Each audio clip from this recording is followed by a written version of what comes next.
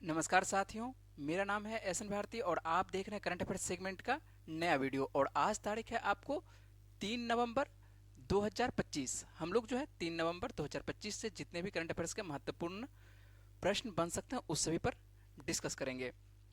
और भारत जो है यहाँ पर देख लेते हैं कि हम लोगों को थंबनेल पर क्या है कि भारत बना है विमेंस वर्ल्ड कप 2025 का चैंपियन। तो इस पर हम लोग बातचीत करेंगे और यही हम लोगों का आज का जो है पहला प्रश्न है ना।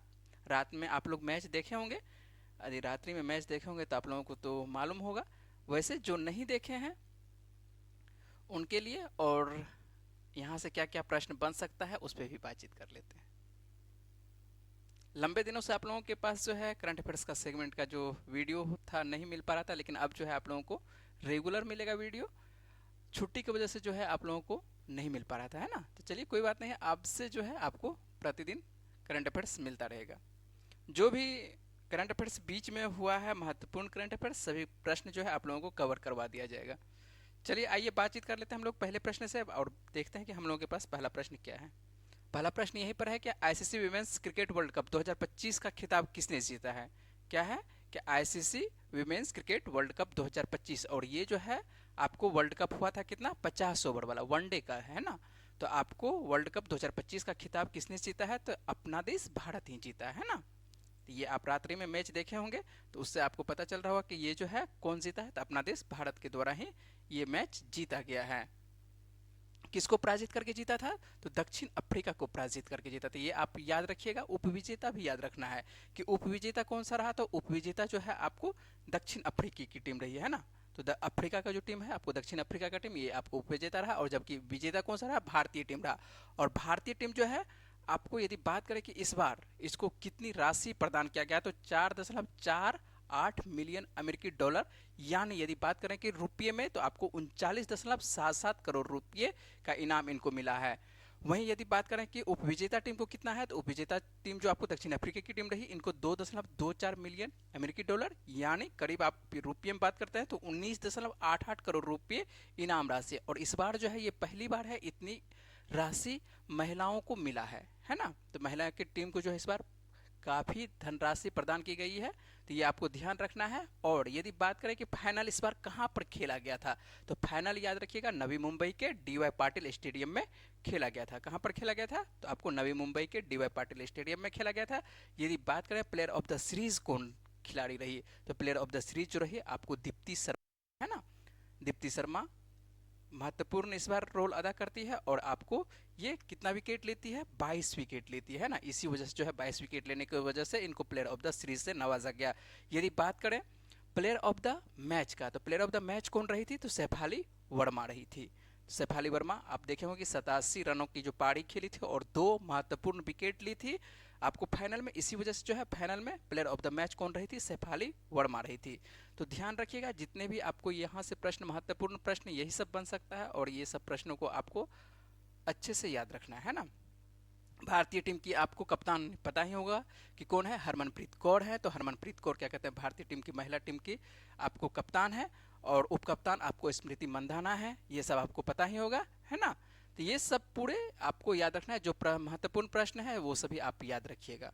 तो विमेंस वर्ल्ड कप 2025, और ये कौन सा फॉर्मेट में था, तो आपको ये 50 ओवर वाला था, वनडे फॉर्मेट में था। और इस बार जो है ये 13वां एडिशन था। चलिए हम लोग बातचीत कर लेते हैं सेकंड प्रश्न पर कि हम लोगों का दूसरा प्रश्न क्या है। यहां पर देख लेते हैं कि हाल ही में किस राज्य में दुनिया का सबसे बड़ा कीट आपको एटलस मॉथ पाया गया है। एक कीट है कि जो कि सबसे बड़ा है, दुनिया का कह सकते हैं कि सबसे बड़ा कीट है, और इसका नाम क्या है, एटलस मॉथ है। और यह किस राज्य में पाया गया, तो ये भारत के किस राज्य में, तो आपको भारत के कर्नाटक राज्य में पाया गया है। कहां पर पाया गया है, तो ये भारत के कर्नाटक राज्य में पाया गया है। आपको इमेज भी दिखा देंगे। और इसका यदि वैज्ञानिक नाम बात करें कि इसका वैज्ञानिक नाम क्या है एटलस मॉथ का, तो एटाकस एटलस है। क्या है, यहाँ पर देखिए लिख दिए हैं आपको एटलस मॉथ। तो इसको साधारण भाषा में हम लोग बोलते हैं भारतीय भाषा में, लेकिन इसको यदि वैज्ञानिक नाम यदि बात करें तो एटाकस एटलस है इसका वैज्ञानिक नाम। जो दुनिया का क्या है, सबसे बड़ी ये पतंगा, जो कीट आता है सबसे बड़ी पतंगा। और ये कहां पर देखा गया इसको, तो ये आपको कर्नाटक के दावणगेरे जिले के गुड्डे हल्ली में ये आपको देखा गया है है ना। और यह प्रजाति जो है दक्षिण पूर्व एशिया के उष्णकटिबंधीय और उपोष्णकटिबंधीय वर्षावनों में पाई जाती है। और इसके पंखों का जो है यदि बात करें कि कितने मीटर का ये फैलाव होता है, तो लगभग ये 25 से 30 सेंटीमीटर तक इसका फैलाव होता है ना। ये आप ध्यान रखेंगे। और बात करें जैसे ही कर्नाटक का नाम आता है तो कर्नाटक के बारे में आप लोगों को पता होना चाहिए। कर्नाटक की राजधानी क्या है? बेंगलुरु है। मुख्यमंत्री वर्तमान में कौन है? सिद्धारमैया है। और राज्यपाल कौन है? थावरचंद गहलोत हैं। लोकसभा की यदि सीटों की बात करें तो 28 सीटें, और राज्यसभा की कितनी सीटें? आपको 12 सीटें यहाँ पर देखने को मिलेगी, है ना। ये कर्नाटक की बात कर रहे हैं। तो ये तितली, आपका तितली कह सकते हैं, पतंग कह सकते हैं, तितली ही है ना। ये कीट के अंतर्गत आता है। तितली किसके अंतर्गत आता है? तो आपको बैलोसिम जो है ये आपको कीट के अंतर्गत आता है। और ये सबसे क्या है, इसका क्या नाम है? एटलस मॉथ नाम है ना। यदि वैज्ञानिक नाम बात करें कि वैज्ञानिक नाम क्या है, तो एटाकस एटलस इसका वैज्ञानिक नाम है। और लगभग वही 25 से 30 सेंटीमीटर इसका क्या होता है? फैलाव होता है। और ये एक ऐसा कीट है जो कि जीवन में कह सकते हैं ये इसमें पाचन क्रिया ही नहीं होती है। तो आप ये भोजन करते हुए आपको नहीं दिखाई पड़ेगी, समझ रहे हैं कि भोजन नहीं करता है और मुख भी नहीं होता है। एक ऐसा आपको ये कीट दिखाई पड़ेगा जिसमें ना मुख पाया जाता है, ना पाचन पाचन तंत्र पाया जाता है। पाचन तंत्र कहने का मतलब है ये कुछ खाता ही नहीं है। तो ये फिर जिंदा कैसे रहता है? और इसका यदि बात करें कि जीवन काल क्या है, तो जीवन काल आप यदि बात करें यहाँ पर कि कितने दिनों का इसका जीवन काल होता है, तो जीवन काल जो है इसका लगभग आपको 14 से 18 दिनों का होता है। या तो 14 से 18 दिनों के अंतर ये जो कह सकते हैं कि ये जीवन काल इसका होता है। क्या होता है? ये जीवन काल होता है। तो इतने दिनों तक ये जीवित कैसे रहती है? तो जीवित ये रहती है जब इसका जन्म होता है तो ये कोकून अवस्था में रहती है। और कोकून जो है कहाँ पर? पत्तों पर इसका जन्म होता है ना। जो भी ये आपको देखने को मिल रहा है उष्णकटिबंधीय के जो खास करके चौड़े पत्ते पर क्या होता है, चौड़े पत्ते पर इनका क्या होता है? इसका जन्म होता है कोकून अवस्था में। और कोकून अवस्था में ये ऊर्जा संग्रहित करती है। और वही ऊर्जा जो है आपको ये 14 से 15 दिनों तक क्या करती है? अपने शरीर में संचित करती है। उसी से ये अपना काम करती है। तो समझ रहे हैं इसके पास क्या है? पाचन तंत्र ही नहीं है और मुख ही नहीं है। और एक ऐसा ये जीव है जो कि आपको लगभग 14 से 18 दिनों तक जिंदा रहता है ना। समझ चुके होंगे। और इसका क्या नाम है? एटलस मॉथ नाम है। और वैज्ञानिक नाम बात करें कि वैज्ञानिक नाम क्या है, तो एटाकस एटलस नाम है। समझ रहे हैं बात को? आज जो आपको रिकॉर्डिंग क्लास मिल रही है, हो सकता है कि कल से जो है आपको लाइव क्लास मिले। रिकॉर्डिंग क्लास किसी कारण से जो है, तकनीकी कारण से जो है आपको रिकॉर्डिंग हो रही है और लाइव नहीं हो पा रही है, ठीक है। तो इसी वजह से जो है आपको आज रिकॉर्डिंग मिल रही है। यदि हो सकता है कि कल से आपको लाइव क्लास मिले, है ना। चलिए कोई बात नहीं, आप देख लीजिएगा, इसको कवर कर लीजिएगा, प्रश्न को, सभी प्रश्न को कवर करिएगा।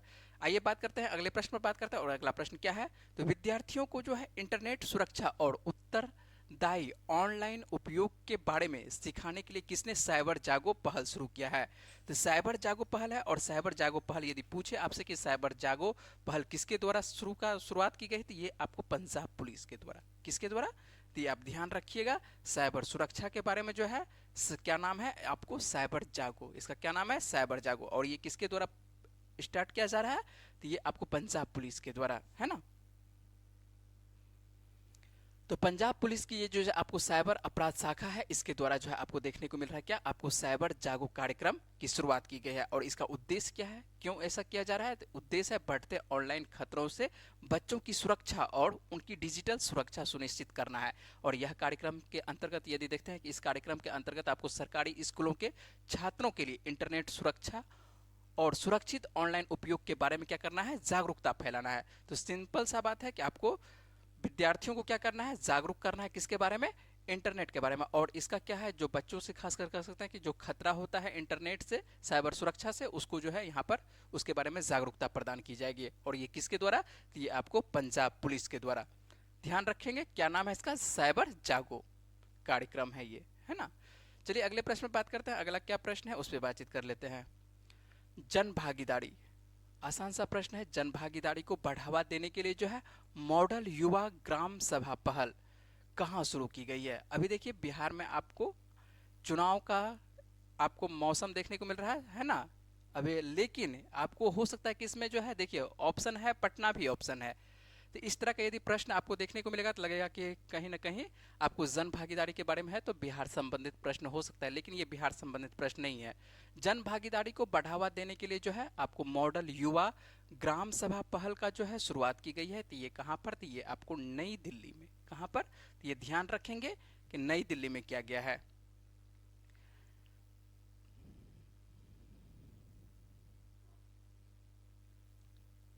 तो ध्यान रखिएगा, पंचायती राज मंत्रालय जो है मंत्रालय के द्वारा और शिक्षा मंत्रालय के द्वारा ये कार्यक्रम स्टार्ट किया गया और इसका क्या नाम है, आपको आदर्श युवा ग्राम सभा। और ये कहाँ पर, तो ये आपको नई दिल्ली में। और जैसे ही नाम आता है नई दिल्ली का, तो नई दिल्ली की मुख्यमंत्री वर्तमान में कौन है, तो रेखा गुप्ता है। और उपराज्यपाल आपको पता होना चाहिए कौन है, विनय कुमार सक्सेना है। लोकसभा की कितनी सीटें हैं दिल्ली से, तो आपको 7 सीटें। और वहीं राज्यसभा से यदि बात करें तो आपको 3 सीटें देखने को मिलेगी राज्यसभा से। और कौन सा कार्यक्रम स्टार्ट किया गया है यहाँ पर, तो आप कह सकते हैं एक सभा है, पहल है, और ये है नाम है आपको आदर्श युवा ग्राम सभा, जिसका की शुरुआत कर सकते हैं या प्रारंभ कर सकते हैं कहाँ से, तो ये आपको नई दिल्ली से किया गया है। चलते हैं अगले प्रश्न पर, और अगला प्रश्न देख लेते हैं क्या है। हाल ही में किस देश को भारत ने पहली बार जीआई टैग प्राप्त इंडी और पुलियाकुंडी नींबू का जो है निर्यात किया गया है। आपको ये जीआई टैग नींबू है, और जीआई टैग नींबू जो है ये पहली बार आपको देखने को मिल रहा है। किस देश को ये भेजा जा रहा है, यहाँ पर प्रश्न पूछा जा रहा है कि भारत ने पहली बार, है ना, भारत ने पहली बार जीआई टैग प्राप्त इंडी और पुलियाकुंडी, ये दोनों आपको नींबू की आपको देखने को मिलेगा। एक तरह से नींबू का ही प्रजाति है आपको इंडी और पुलियाकुंडी। तो ये आपको किस देश को भेजा जा रहा है, तो ये आपको इंग्लैंड को, यूके रहे, इंग्लैंड रहे या ब्रिटेन रहे, कोई भी रहे नाम, तो आपको मारना है क्या, तो कह सकते हैं या आपको इंग्लैंड दिया हुआ रहे, या हो सकता है कि ब्रिटेन रहे, या हो सकता है कि यूनाइटेड किंगडम रहे, कुछ भी नाम रहे, तो आपको ये आंसर होगा इंग्लैंड होगा, है ना। तो यदि यूके रहेगा ऑप्शन में तो यूके दे देंगे, यदि ब्रिटेन रहेगा तो ब्रिटेन दे देंगे, सिंपल सी बात है ना। और ध्यान रखेंगे, और यदि बात करें कि ये पाया कहाँ से आता है ना, ये जो आपको देखने को मिल रहा है, ये आपको 2 प्रजाति देखने को मिल रहा है, नींबू की 2 प्रजाति है। और इसका कह सकते हैं कि कौन कौन सा है, आप एक इंडी लाइम है ना। तो सबसे पहली बात है कि आप देखेंगे कि इंडी लाइम, तो ये कहाँ पर, किस राज्य में तो इंडी लाइम पाई जाती है, ये कर्नाटक में पाई जाती है। वहीं तमिलनाडु की जो आपको है पुलिया कुंडी, इसका नाम है, क्या नाम है, पुलिया कुंडी।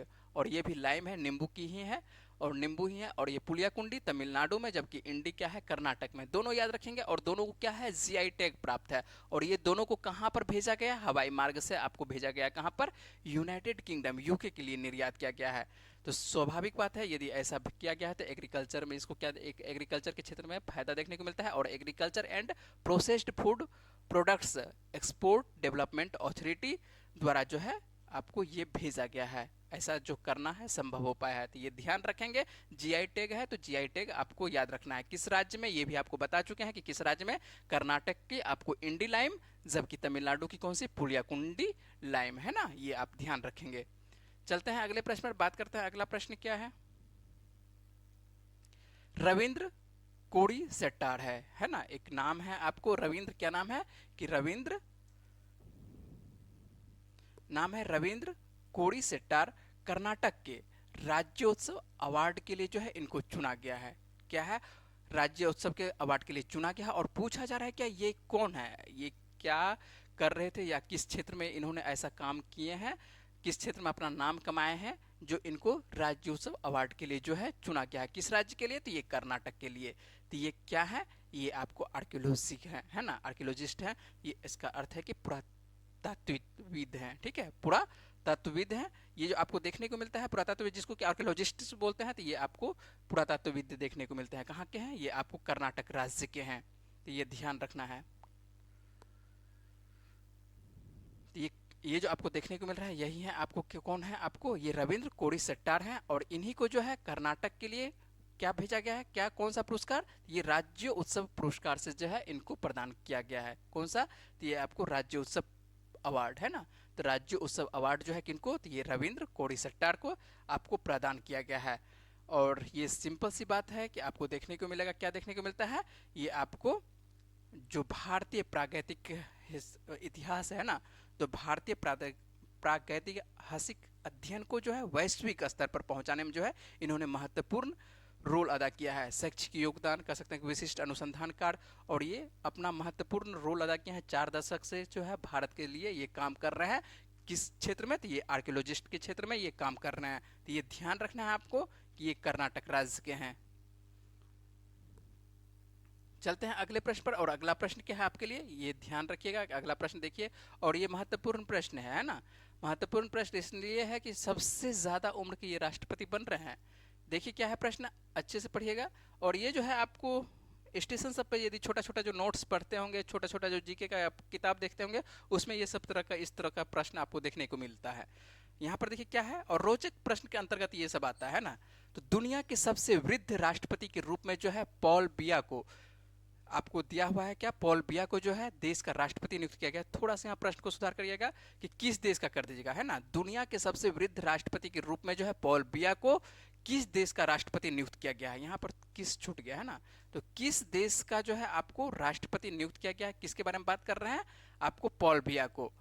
तो ये दुनिया के क्या है सबसे वृद्ध राष्ट्रपति हैं, और पूछा जा रहा है ये किस देश के। तो आंसर कौन सा होगा, तो आंसर इसका होगा कैमरून होगा। कौन सा आंसर होगा, कैमरून होगा। दुनिया के सबसे वृद्ध राष्ट्रपति के बारे में बात करने की, दुनिया के सबसे वृद्ध राष्ट्रपति के रूप में पॉल बिया को जो है आपको किस देश का राष्ट्रपति नियुक्त किया गया है, तो ये आपको कैमरून को, है ना। कैमरून देखे होंगे, कैमरून किस महाद्वीप के अंतर्गत आता है, तो कैमरून आपको अफ्रीका महाद्वीप के अंतर्गत आता है। आप अफ्रीका का देखे होंगे, कौन सा इलाका देखे, आप किस क्षेत्र में बात कर रहे हैं, तो आप जो है आप इसका, आइए एक मिनट, ये जो आप अफ्रीका का मैप देख रहे हैं, अफ्रीका का मैप का आपको ये कौन सा भाग देखने को मिल रहा है, आपको ये ईस्ट देखने को मिल रहा है, और ये आपको वेस्ट देखने को मिल रहा है। और यहाँ पर जो आपको ये कलर वाला भाग देखने को मिल रहा है ना, ये कलर वाला जो भाग आपको देखने को मिल रहा है, यही क्या है, आपको कैमरून है। और कैमरून अफ्रीका के आपको किस भाग में देखने को मिल रहा है, तो अफ्रीका के आपको वेस्ट के क्षेत्र में, पश्चिम के इलाके में आपको एक देश देखने को मिल रहा है कैमरून। और यहीं पर दुनिया का सबसे वृद्ध राष्ट्रपति यहाँ पर चुना गया है। और ये कितने वर्ष के हैं, तो ये आपको 92 वर्ष के हैं। कितने वर्ष के हैं, तो आपको पॉल बिया, इनका नाम क्या है, तो पॉल बिया है। और ये कितने वर्ष के हो चुके हैं, तो ये 92 वर्ष के हो चुके हैं। और 1982 से लगातार ये सत्ता में बने हुए हैं। समझ रहे हैं बात को, 1982 से ये लगातार क्या है, सत्ता में बने हुए हैं, और 92 वर्ष के हो चुके हैं। और इस वर्ष जो है फिर से इनको जो है बहुमत के तहत जो है इनको अच्छे से ये जीत हासिल किए हैं, और ये 8वीं बार राष्ट्रीय अध्यक्ष बनेंगे। और उनका कार्यकाल जो है, स्वाभाविक बात है कि 92, आपको यहाँ पर जो है 7 वर्षों के लिए आपको 99 है ना, तो आपको यहाँ पर जो है कितने वर्ष, 99 वर्ष के लिए जो है कह सकते हैं कि यदि ये जिंदा रहते हैं तो अपना ये कार्यकाल पूरा करेंगे, है ना।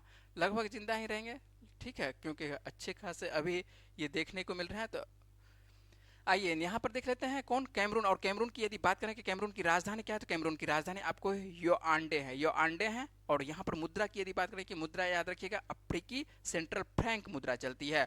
और राष्ट्रपति आपको पता है चूंकि पॉल बिया जो कि 92 वर्ष के, और प्रधानमंत्री कौन, जोसेफ एन गुटे हैं। ये 2019 में ही यहाँ पर राष्ट्रपति प्रधानमंत्री नए हैं, है ना। 2019 से कह सकते हैं नए प्रधानमंत्री कह सकते हैं, लेकिन राष्ट्रपति लंबे दिनों से यहाँ पर बने हुए हैं, पॉल बिया बने हुए हैं। 1982 से लगातार ये पॉल बिया बने हुए हैं। और ये जो आप तस्वीर देख रहे हैं यही है पॉल बिया, जो कि आपको कहाँ के राष्ट्रपति बने हैं, तो ये आपको फिर से बन रहे हैं आपको कैमरून के। और ये कितने वर्ष के हो चुके हैं, तो ये आपको 92 वर्ष के हो चुके हैं, है ना। तो दुनिया के सबसे वृद्ध राष्ट्रपति के रूप में जो है इनका नाम अब किताबों में लिखा जा रहा है, ठीक है। चलते हैं अगले प्रश्न पर, और अगले प्रश्न पर बात करते हैं कि कौन सा प्रश्न है। हाल ही में जो है किसे क्रिकेट में सेवाओं के लिए जो है नाइटहुड से सम्मानित किया गया है। क्या है प्रश्न, बात करते हैं अच्छे से। तो यहाँ पर जो है नाइटहुड सबसे सम्मानित पूछ रहा है कि नाइटहुड से जो है हाल ही में किसे सम्मानित किया गया है, तो ये नाइटहुड से सम्मानित किया गया आपको जेम्स एंडरसन को, है ना। और जेम्स एंडरसन जो है इंग्लैंड के खिलाड़ी हैं, और इंग्लैंड के क्या है, ये पूर्व तेज गेंदबाज हुआ करते थे। और इंग्लैंड की तरफ से सर्वाधिक सबसे ऐसे तेज गेंदबाज हैं जो कि टेस्ट में सबसे सर्वाधिक विकेट लिए हैं। इंग्लैंड के ये महान क्रिकेटर के अंतर्गत आते हैं, और तेज जो फास्ट बॉलिंग करते हैं, है ना,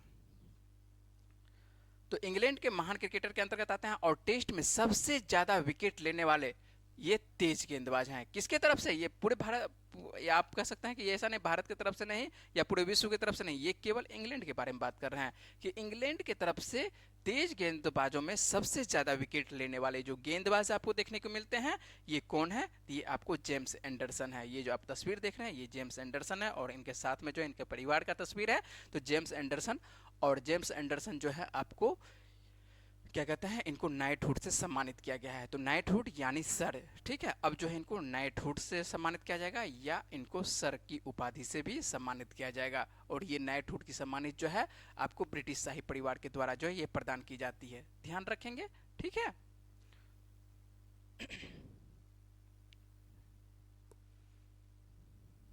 चलते हैं अगले प्रश्न पर, और अगला प्रश्न क्या है आपके लिए देख लेते हैं। हाल ही में जो है एक आपको नया जिला की घोषणा की गई है कि नया जिला बनाया जाएगा, और नया जिला का नाम क्या है, और नया जिला का नाम है कल्याण सिंह नगर, है ना। तो कल्याण सिंह नगर जो है आपको 76वां जिला किस राज्य में बनाया जाएगा। आपको याद रखना चाहिए कि आपको कल्याण सिंह जो है किसी राज्य का आपको मुख्यमंत्री भी हुआ करते थे, और पूछ रहा है कि 76वां जिला, है ना। तो आपको 76 जिला किस राज्य में, 75 जिला किस राज्य में हुआ करता था। आपको 75 जिला हुआ करता था उत्तर प्रदेश में, और उत्तर प्रदेश में ही एक नए जिला की स्थापना आने वाले दिनों में होगा, और इसका नाम क्या होगा, कल्याण सिंह नगर। जिले का क्या नाम होगा, कल्याण सिंह नगर। और ये किस राज्य का, तो अब आंसर आप लोगों को बन चुका होगा, उत्तर प्रदेश का, है ना। कौन सा आंसर होगा, ये उत्तर प्रदेश का कल्याण सिंह नगर जो है आपको उत्तर प्रदेश का। चलें अगले प्रश्न पर। चलिए अगले प्रश्न पर बात चलने से पहले यहाँ पर थोड़ा सा रोचक तथ्य के अंतर्गत देख लेते हैं कि आज़ादी से पहले भारत में कितने जिला हुआ करता था, और अभी वर्तमान में कितना जिला है। और ये जो जिला बनाया जाएगा किस जिले को, उत्तर प्रदेश के जो व्यक्ति देख रहे होंगे तो उनको ये समझ में नहीं आएगा कि आखिर जो ये आपको कल्याण सिंह नगर जिला है ये कैसे बनेगा, किस जिले को काट कर बनाया जाएगा। तो क्षेत्र तो फिक्स है, ऐसा नहीं कि क्षेत्र कोई नया क्षेत्र बना दिया जाएगा, तो क्षेत्र तो फिक्स है। और जब क्षेत्र फिक्स है तो आपको किसी न किसी जिला का जो है इसमें कट ऑफ किया जाएगा। कौन कौन से जिला को, तो आपको जो है यहाँ पर जो इसका जब जैसे ही कल्याण सिंह नगर का निर्माण होगा तो अलीगढ़ जो आपको डिस्ट्रिक्ट देखने को मिलता है कहाँ पर, आपको उत्तर प्रदेश में, और बुंदेलशहर जो देखने को मिलता है, ये दो डिस्ट्रिक्ट है ना। आपको कौन कौन सा, अलीगढ़ और बुंदेलशहर, इस दोनों हिस्सों को जो है मिलाकर क्या कर दिया जाएगा, बुंदेलशहर जो आपको देखने को मिलता है, अलीगढ़ और बुंदेलशहर को जो देखने को मिलता है, यही दोनों को मिलाकर क्या करेगा, कुछ हिस्से को बनाकर आपको एक नया जिला बनाया जाएगा। और उसका क्या नाम है, उसका नाम है आपको कल्याण सिंह। और कल्याण सिंह क्या है, आपको उत्तर प्रदेश के क्या है, आपको पूर्व मुख्यमंत्री रह चुके हैं। और यहाँ पर जो है इन्हीं वजह से जो है कल्याण सिंह जो है कह सकते हैं कि खास करके बीजेपी की तरफ से जो है इनका प्रमुख तौर पर नाम लिया जाता है। और जब राम मंदिर आप देखते हो कि राम मंदिर का जो खास करके जब वहाँ पर तोड़ फोड़ सब हुआ था तो उस समय जो है ये अपना राजनीति, उस वक्त का राजनीति में ये महत्वपूर्ण रोल अदा किए थे। इसी वजह से जो है राजनीतिक यात्रा की शुरुआत जो है आपको देखने को मिलता है ये वहीं से करते हैं, जहाँ से पूर्व मुख्यमंत्री आपको कल्याण सिंह जो है अपनी राजनीतिक यात्रा किया करते हैं, शुरुआत करते हैं। भारत में वर्तमान में 28 राज्य हैं और 8 केंद्र शासित प्रदेश हैं, ये तो आपको पता होगा, है ना। और अभी वर्तमान में कितना जिला है भारत में, 797। ये हो सकता है किसी किसी को ना पता हो, तो ये आपको याद रखना है। भारत में वर्तमान में कितना जिला है, 797 जिला वर्तमान में है ना। और आज़ादी की बात करते हैं कि आज़ादी के वक्त में जो है 1947 में देश में करीब कितने जिले थे, तो 230 जिले थे, जिनमें ब्रिटिश भारत के 17 प्रांतों और सैकड़ों रियासतों के क्षेत्रों को मिलाया गया था। आज़ादी के बाद जो है संयुक्त प्रांत के नाम से पहचान रखने वाले उत्तर प्रदेश में जो है 35 से 38 जिला हुआ करते थे, ठीक है। तो आपको पहले उत्तर प्रदेश का आपको पता होना चाहिए कि उत्तर प्रदेश का पहले क्या नाम हुआ करता था, संयुक्त प्रांत हुआ करता था, बाद में इसका नाम जो है परिवर्तन किया गया है। और जैसे ही नाम आता है उत्तर प्रदेश का, उत्तर प्रदेश के बारे में बहुत ज़्यादा बातचीत कर चुके हैं। तो उत्तर प्रदेश की राजधानी क्या है, तो उत्तर प्रदेश की राजधानी लखनऊ है। और मुख्यमंत्री आपको सभी को मालूम होगा कि योगी आदित्यनाथ हैं। राज्यपाल आनंदीबेन पटेल हैं। लोकसभा की कितनी सीटें हैं, सर्वाधिक सीटें आपको उत्तर प्रदेश से आती है, कितना, 80 सीटें। यदि राज्यसभा की बात करें तो राज्यसभा की भी सर्वाधिक सीटें कहाँ से आती है, उत्तर प्रदेश से, जो है कितना, आपको 31 सीटें हैं, ठीक है। तो ये आप ध्यान रखिएगा कि नया जिला किस बनाया जाएगा और कौन से राज्य में, तो आपको उत्तर प्रदेश में। और जिले का क्या नाम होगा, तो जिले का नाम होगा आपको कल्याण सिंह नगर। चलते हैं अगले प्रश्न पर बात करते हैं। और यदि आप धर्म से संबंध रखते हैं तो आपके लिए एक प्रश्न है, और देखिए कौन सा प्रश्न आपके लिए है। आस्था रखते हैं उसके लिए है ना, आस्था नहीं रखते हैं तो कोई बात नहीं है। हाल ही में जो है आर्कियोलॉजिस्ट्स, है ना, क्या है कि हाल ही में जो है आर्कियोलॉजिस्ट्स के ने किस देश में दिलमुन सभ्यता का 4000 साल पुराना जो है मंदिर खोजा गया है। एक सभ्यता हुआ करती थी, और उस सभ्यता का क्या नाम हुआ करता था। इस सभ्यता को पढ़ाया जाता है, आपको हिस्ट्री में पढ़ाया जाता है। जब आप वर्ल्ड हिस्ट्री पढ़ते हैं तो वहाँ पर आपको एक सभ्यता पढ़ाया जाता है, वो सभ्यता का क्या नाम है, दिलमुन सभ्यता। और ये सभ्यता जो है 4000 वर्ष पुराना है। और यहीं पर जो है एक मंदिर, पुराना मंदिर खोजा गया है। तो ये कहाँ पर है? ये दिलमुन सभ्यता जो आपको देखने को मिलती है, ये सभ्यता आपको आसान सा प्रश्न है कि पूछा जाएगा कि दिलमुन सभ्यता आपको किस देश में या किस क्षेत्र में देखने को मिलता है? तो ये आपको देखने को मिलता है कहाँ पर? ये कुवैत में। कहाँ पर? तो इसका सही आंसर क्या होगा? कुवैत होगा। क्या होगा आंसर? तो इसका कुवैत आंसर होगा, है ना। तो दिलमुन सभ्यता कहाँ पर? और दिलमुन सभ्यता जो है आपको कुवैत में देखने को मिलता है, और यहीं पर जो है 4000 साल पुराना जो है एक मंदिर का अवशेष खोजा गया है। ये जो आपको चित्र देखने को मिल रहा है, तो यहाँ पर जो है दिलमुन सभ्यता का एक मंदिर अवशेष यहाँ पर प्राप्त हुआ है। ठीक है, और ये कितने दिनों का पुराना है? तो ये आपको जो है आर्कियोलॉजिस्ट ऐसा बताते हैं कि ये 4000 साल पुराना ये दिलमुन सभ्यता से जुड़ा हुआ एक मंदिर है। तो ये ध्यान रखना है आपको। दिलमुन सभ्यता जैसे ही पूछे, देखिए ये हिस्ट्री से संबंधित है और आप देख रहे हैं कहाँ पर? करंट अफेयर्स में देखना है। और कौन सा सभ्यता है? ये सभ्यता ध्यान रखना है कि दिलमुन सभ्यता। और दिलमुन सभ्यता जो है आपको कहाँ पर देखने को मिलता है, किस देश में? तो आपको ये कुवैत में देखने को मिलता है। और ये कितना पुराना है? तो ये आपको जो पुराना देखने को मिलता है 4000 साल पुराना देखने को मिलता है। हम लोगों के भारत में जो था कौन सी सभ्यता था? तो हम लोगों के भारत में जो है आप पढ़ते होंगे सिंधु घाटी सभ्यता, जो क्या थी? नगरीय सभ्यता थी। यदि बात करें आपको दिलमुन सभ्यता की, ये स्वाभाविक बात है कि ये क्या होगी? ग्रामीण सभ्यता होगी, है ना। ये 4000 साल पुराना है और ये आपको देखने को मिलता है। यहीं पर एक जुड़ा हुआ क्या खोजा गया है? मंदिर खोजा गया है। तो दिलमुन सभ्यता जो है प्राचीन अरब प्रायद्वीप में जो है एक तरह से कह सकते हैं कि इसका विस्तार देखने को मिलता है, जिसका मुख्य केंद्र जो है बहरीन में भी देखने को मिलेगा, है ना। बहरीन में फैला का एक द्वीप देखने को मिलता है। ठीक है, बहरीन देख सकते हैं, बहरीन का, और फैला का द्वीप देख सकते हैं, और उसके बाद कुवैत देखने को मिल रहा है। तो बहरीन, कुवैत आपको क्या एक फैला का द्वीप है, और यहीं पर जो है ये सब क्षेत्र आपको देखने को मिल रहा है। और यह सभ्यता जो है व्यापार के लिए जो है मेसोपोटामिया और सिंधु घाटी को जोड़ने वाली एक प्रमुख कांस्य युगीन केंद्र हुआ करती थी। ठीक है, तो कांस्य युगीन केंद्र हुआ करती थी। ये सब आपको पढ़ाया जाता है कहाँ पर? कांस्य युगीन सभ्यता के बारे में सिंधु घाटी सभ्यता में। तो सिंधु घाटी सभ्यता को जो है कांस्य युगीन सभ्यता के नाम से भी जाना जाता है, और इसी को जोड़ती थी कि कौन किसको किसको? मेसोपोटामिया सभ्यता को, सिंधु घाटी सभ्यता को, है ना। और ये सभ्यता क्या नाम था? दिलमुन। पढ़ाया गया होगा आपको, कहीं ना कहीं हिस्ट्री में पढ़े होंगे आप लोग, तो ये ध्यान रखिएगा इसके बारे में। तो हम लोगों का जो है करंट अफेयर्स का सेगमेंट यहीं तक था, लेकिन हम जो है आपको जब छुट्टी हुई थी तो आप लोगों से अंत में जो है एक प्रश्न छोड़ के गए थे, और उसका आंसर बता रहे हैं। आज बता रहे हैं, लंबे दिनों के बाद बता रहे हैं, कोई बात नहीं है, देख लेते हैं। यदि आप वो प्रश्न आपको याद नहीं तो कम से कम रिवीजन हो जाएगा कि कौन सा प्रश्न आपको दिए थे और उसका सही आंसर क्या है। आप लोगों के लिए जो है एक प्रश्न छोड़ के गए थे, उसका सही आंसर देखते हैं। आज देखते हैं, हाल ही में जो है कौन सा देश दुनिया में HIV, हेपेटाइटिस बी और सिफिलिस के माँ से बच्चे में संचरण को समाप्त करने वाला पहला देश बन गया है? ये प्रश्न था आप लोगों के लिए, और इसका सही आंसर क्या होगा? तो इसका सही आंसर होगा मालदीव होगा।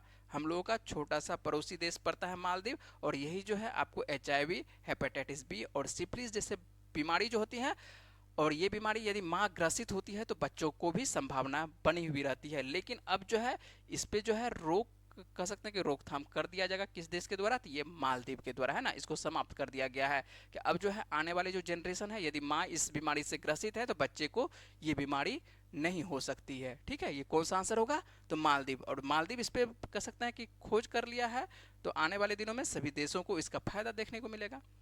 और आज का प्रश्न जो है, कह सकते हैं कि आज का प्रश्न आपको लंबे दिनों से जो है वीडियो नहीं मिल पा रहा था, लेकिन आपको अंत में जो आपको वीडियो दिए थे उसमें आपको एक प्रश्न कवर करवाए थे। किसके बारे में? तो हेनले पासपोर्ट इंडेक्स। देखते हैं आप लोगों को याद है या नहीं है। इसका जो है आप जवाब कहाँ पर दीजिएगा? कमेंट बॉक्स में देने की कोशिश कीजिएगा। ठीक है, और प्रश्न आप लोगों को देख लेते हैं क्या है कि आपको हाल ही में जारी हेनले पासपोर्ट इंडेक्स 2025 में भारत को कौन सा स्थान दिया गया है? और इंडेक्स जो है आपको किसी न किसी परीक्षा में पूछता है ना। सभी परीक्षा में लगभग आपको इंडेक्स देखने को मिलेगा, प्रश्न देखने को मिलता है। तो इसका सही आंसर क्या है? देखते हैं आप लोग जवाब दे पाते हैं कि नहीं दे पाते हैं, क्योंकि लंबे दिनों से जो है आप करंट अफेयर्स नहीं कर पा रहे थे। लेकिन अब जो है आप लोगों को प्रतिदिन करंट अफेयर्स मिलेगा। आपको शुरुआत में भी बता दिए, फिर से एक बार बता देते हैं कि आपको जो है प्रतिदिन करंट अफेयर्स मिलेगा। छुट्टी के वजह से जो है करंट अफेयर्स आप लोगों को नहीं मिल पा रहा था। चलिए कोई बात नहीं है, आप लोग जो है इस प्रश्न का जवाब देने की कोशिश कीजिएगा, और कुछ भी आप लिखना चाहते हैं तो आप कमेंट बॉक्स में लिख सकते हैं। चलिए मिलते हैं आप लोगों से अगले वीडियो में, तब तक के लिए रखिए अपना ख्याल, और मिलते हैं आप लोगों से अगले वीडियो में। नमस्कार।